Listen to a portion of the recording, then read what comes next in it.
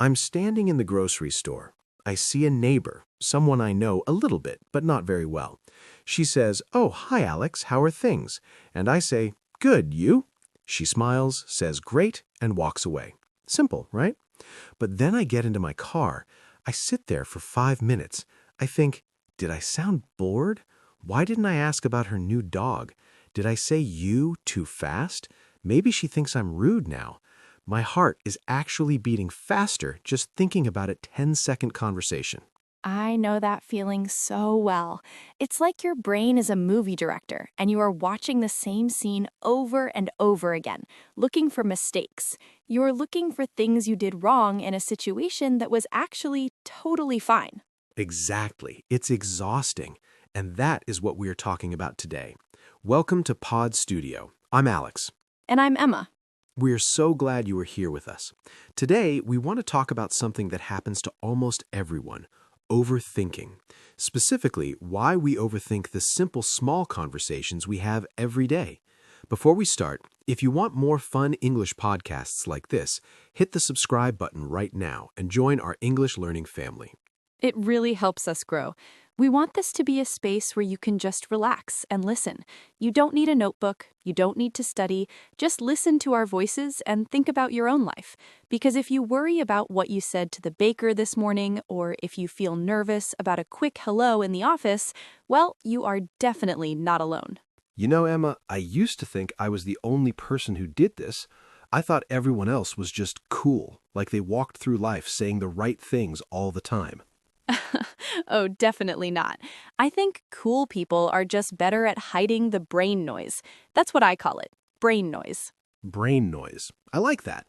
That means the extra thoughts that we don't really need, right? Exactly. It's the loud, busy thoughts that start after a conversation ends.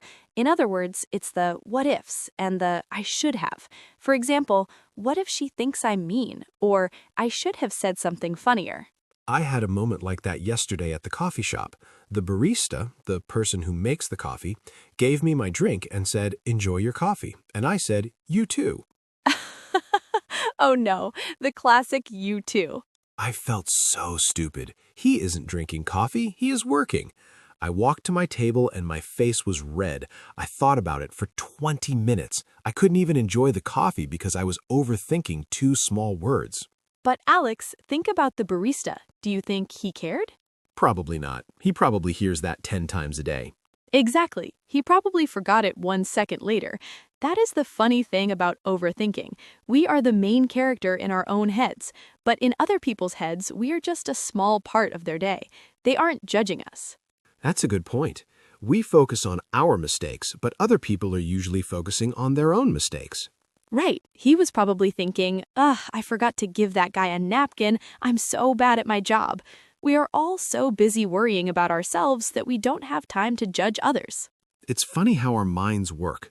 Why do we do this? Why is it so hard to just let it go? I think it's because we want people to like us.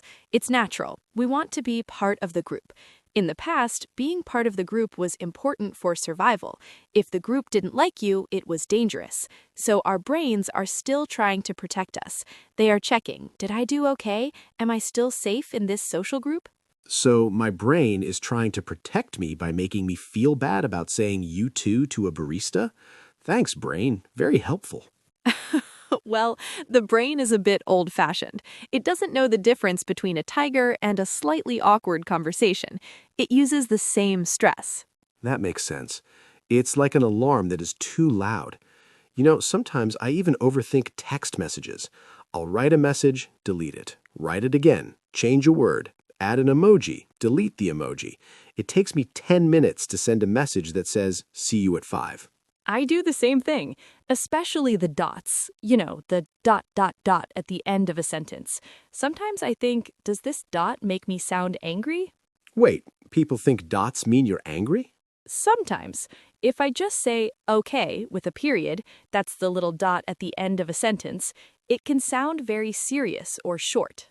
Short. In this case, you mean not friendly. Yes, exactly. When someone is short with you, it means they are speaking with very few words because they are annoyed or in a rush. So I spend time adding haha or a smiley face just to show I'm not being short. It's interesting how much work we do just to have a simple chat. It's like we're translating our feelings into a code, and we hope the other person has the key to the code. And when we don't know if they understood the code, we start to overthink. We start to read between the lines. Oh, I hear that phrase a lot. Read between the lines. That means looking for a hidden meaning, right? Yes, it's when you look for a meaning that isn't actually said. For example, if a friend says, "I'm a bit tired today," and you think, between the lines, they are saying they don't want to talk to me anymore. But really, they are just tired. Exactly, they are just tired. But our overthinking brain loves to find secrets that aren't there. I think I do this more when I'm tired myself. If I've had a long day at work, my brain is less strong. It can't stop the negative thoughts as easily. That's true. When we are low on energy, our filter doesn't work well. We become more sensitive.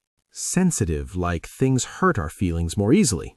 Yes, or we notice small things more. A small look, a tone of voice, we pick up on everything. Pick up on. That's a good expression. It means to notice something that isn't very obvious, like I picked up on her sadness even though she was smiling. Exactly. And overthinkers are usually very good at picking up on things. But the problem is, we often pick up on things that aren't real. We imagine them. So, how do we stop? Or maybe not stop, but how do we make it quieter? Well, I tried something last week. I had a conversation with my boss. It was a quick meeting. Afterwards, I started to spiral. Spiral, like a circle going down? Yes, to spiral in a conversation sense means your thoughts are getting worse and worse and you can't stop them. I was thinking, he looked at his watch. He thinks I'm boring. He wants to fire me. Oh, wow, that went from looking at a watch to losing your job very fast. I know, that's a spiral. But then I stopped. I asked myself, what is the evidence? The evidence, like in a police movie? Sort of. I asked, what are the facts? Fact 1, he looked at his watch. Fact 2, he has another meeting after mine. Fact 3, he said thank you at the end. When I looked at the facts, the overthinking felt silly. So you look at what actually happened, not what you feel happened. Exactly. It helps to stay grounded. Grounded means feeling calm and connected to reality, not lost in your thoughts. I like that. I need to be more grounded. Usually I'm up in the clouds of my own head. We all are, Alex, especially when we speak a second language. I think that's a big part of this for our listeners. When you speak English and it's not your first language, you're doing double the work. You're right. You're translating, you're trying to get the grammar right, you're trying to pronounce words, and then you're also trying to be cool and social. It's a lot of pressure. I remember when I was learning French, I went to a bakery, I practiced my sentence for 10 minutes outside. I would like 1 croissant, please. I went in, I said it. The woman said something back very fast. I didn't understand. I just said, yes. And what happened? She gave me 3 croissants and a cake. I paid for everything because I was too embarrassed to say I didn't understand. I walked out and thought, I am a failure. I can't even buy bread. I overthought that for 3 days. 3 days for some bread? Yes, but now I look back and I think, Emma, you spoke French. You got bread. The woman doesn't remember you. That's the thing, isn't it? We are so hard on ourselves. We expect ourselves to be perfect. But conversation isn't about being perfect. It's about connecting. That is so true. Connection over perfection. If you make a mistake or if you say something a bit clunky. Clunky? Like a heavy, broken machine? Yes, a clunky sentence is one that doesn't flow smoothly. It's a bit awkward. But even if your English is clunky, if the other person understands you, you have succeeded. The goal of a conversation is to share a thought. If the thought is shared, you won. I need to remember that. It's like playing catch with a ball. It doesn't matter if you catch the ball with 1 hand or 2 hands, or if you drop it and pick it up, as long as you are playing the game together. That's a great image. And sometimes the other person drops the ball too. Exactly.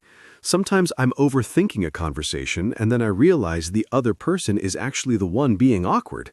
Maybe they're the ones who are nervous. Yes, that happens a lot. We think, why are they being so quiet? Do they hate me? But maybe they're just thinking about their own laundry or their own you two moment from the morning. It makes me feel better to think that everyone is a little bit worried. It's like we are all in this secret club of people who don't know what we are doing. Welcome to the club. Population, everyone. You know, I've noticed that some conversations are easier than others. If I'm talking to you, I don't overthink as much. But if I'm talking to someone I think is important, my brain goes crazy. Why do you think that is? I think it's because I want to impress them. To impress someone means you want them to think you are good, smart, or interesting.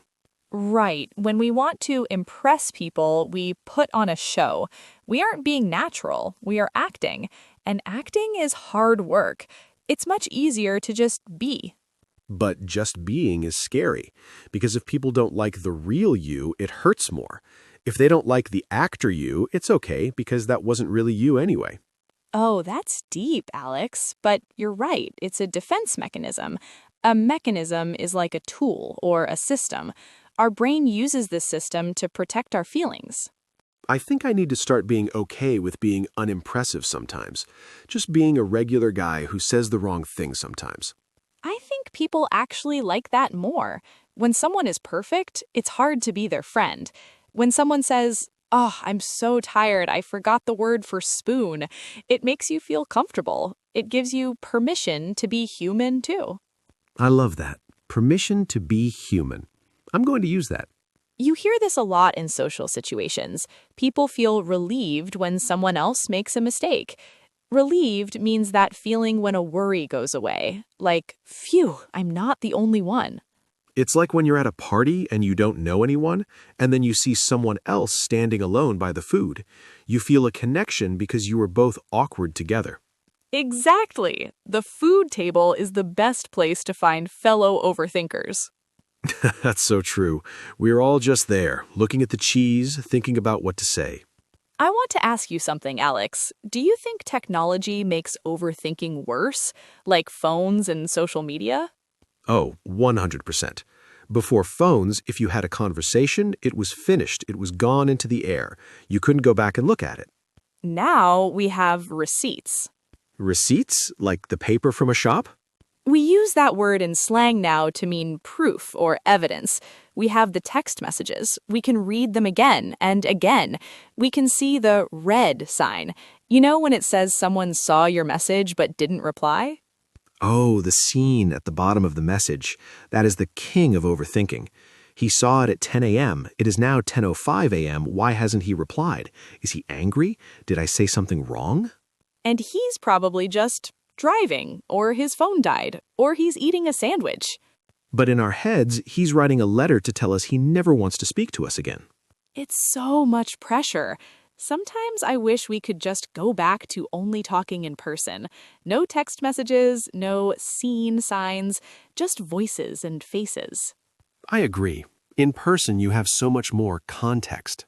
Context. That means the situation around the words. Right. You have the person's smile, their eyes, the way they are standing. A text message has no face. It has no tone. Tone. That's the feeling in the voice. Like if I say, "That's great," in a happy way, or "That's great" in a sarcastic, mean way. Exactly. Without tone, our brain fills in the gaps, and usually the overthinking brain fills the gaps with negative things. So maybe one way to stop overthinking is to stop texting and start calling, or just meeting for coffee. It sounds scary, but it's actually easier in the end. You get the answer immediately. You don't have to wait for 5 hours for a reply. I think you're right. But even in person, I have this habit. After a party, when I'm lying in bed, I do a review. A review? Like a movie review? Emma's performance at the party, 2 stars. Too many jokes about her cat. Yes, exactly like that. I lay there and I think about every conversation. Why did I say that? Why did I laugh so loud? I bet they thought I was weird.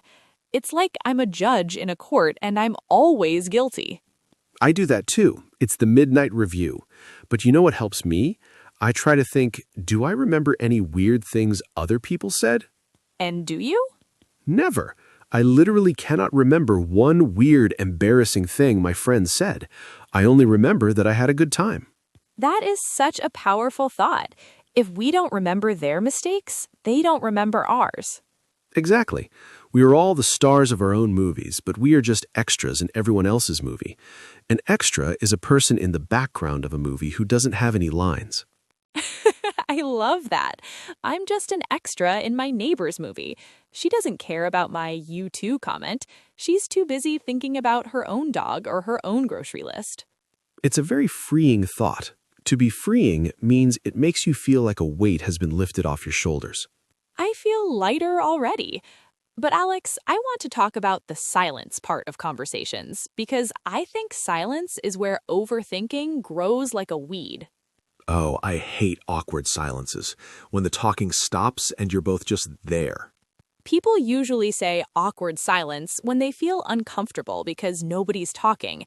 But why is it awkward? Why can't we just be quiet for a minute? I think we feel like we have to fill the gap. If there's a hole, we have to put words in it. If we don't, we feel like the conversation is dying. But some of the best friendships are the ones where you can be silent and it feels okay. That's true. With my best friend, we can sit in a car for an hour and not say anything. It's peaceful. So maybe the awkwardness is only in our heads. Maybe the other person is actually enjoying the break from talking. I never thought about it that way. Maybe my silence is a gift to them. Exactly. You're welcome for the silence, everyone. I'm going to try to be more comfortable with silences. Instead of rushing to say something silly, I'll just breathe. That's a good plan. A breath is a great way to reset. When you feel that panic, that, oh no, I need to say something, just take a breath. It gives your brain a second to realize that there is no tiger. You are safe. It's interesting, Emma. We've been talking for a while now, and I'm realizing that overthinking is really just a sign that we care. You're right. We overthink because we care about people, and we care about how we connect with them. That's actually a beautiful thing in a way. So instead of being angry at my brain, maybe I should just say, thanks, brain, for caring about my friends. But you can relax now. We're doing fine. I love that. Be kind to your brain. It's doing its best. You know, I also notice that I overthink more when I'm around people who are very judgmental. You know, people who talk badly about others. Oh, yes. If you hear someone talk about a friend's stupid mistake, you think if they talk about her like that, they must talk about me like that too. Exactly. It creates an environment of fear. In other words, the vibe is wrong. Vibe. That's a word we use a lot now. It means the atmosphere or the feeling of a place or a person. If a person has a judgmental vibe, your overthinking will be much worse. So maybe part of the solution is to spend more time with people who make us feel safe. People who laugh at their own mistakes. Yes, find the people who say, I just said you too to the barista and laugh about it. Those are your people. I think that's why I like this podcast. We can talk about these things and realize we are all a bit messy. Messy. I love that word. Life isn't a perfect textbook. It's messy. Conversations are messy. English is messy. Very true. And that's okay. We don't need to be a finished product. We are all works in progress. A work in progress. That's a lovely expression. It means something that is still being made or improved. It's not finished yet. Like our English and like our social skills. We are all just learning. I think that's a perfect place to start winding down. Winding down, like a clock slowing down before it stops? Yes, it means to slowly come to an end. We've talked a lot today about the brain noise, the spirals, and the midnight reviews. And we've learned that most of the time, the things we worry about are things that other people didn't even notice. So the next time you have a clunky conversation or you say something a little bit awkward, just remember Alex and the barista. Hey, don't bring that up again. Just remember that we are all extras in each other's movies. Take a breath, stay grounded, and remember that you are a work in progress. Thank you for listening to Pod Studio today. It's been really nice to share these stories with you. It really has. We hope you feel a little bit more relaxed and a little bit more okay with being a human. We'll be back soon with another conversation. Until then, try not to overthink it. Just enjoy your day. And your coffee, even if you say you too to the waiter. Goodbye, Emma. Goodbye, Alex, and goodbye to everyone listening. See you next time.